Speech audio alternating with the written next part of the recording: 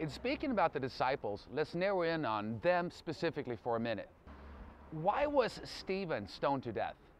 He held his ground that Jesus had risen from the dead. The Saul of Tarsus, later Paul, was there holding the coats of the stoners. And then later on, he too was converted and lost his head in Rome. Why?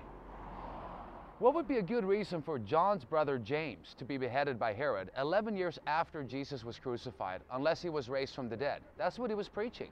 Why was Philip facing crucifixion in Greece 27 years after he began to proclaim the same message of a risen Christ? Matthew also lost his head for his resurrection proclamation some 27 years later in Ethiopia, according to tradition. Why? As mentioned before, Peter was crucified upside down in Rome 31 years following the death of Jesus. Peter defended the resurrection of Jesus till the very last moment. Why, if he had no reason to do so? Next, we see Thomas being speared to death in India. Bartholomew was skinned alive and crucified in Armenia. You'd think he'd change his tone at some point of his torture prior to death by crucifixion. Then we have Matthias, who was beheaded here in Jerusalem. The other Judas, not Judas Iscariot, but the other Judas, he was crucified in Greece, and so on.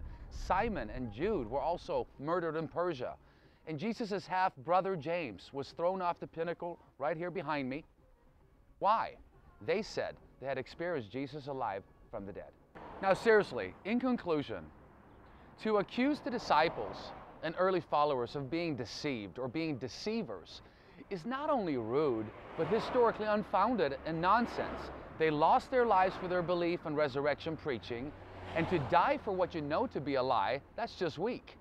What about suicide bombers blowing themselves up today? Well, they believe they're dying for the truth.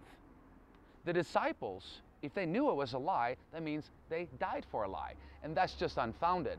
To stage it all to deceive while preaching virtue is also nonsensical.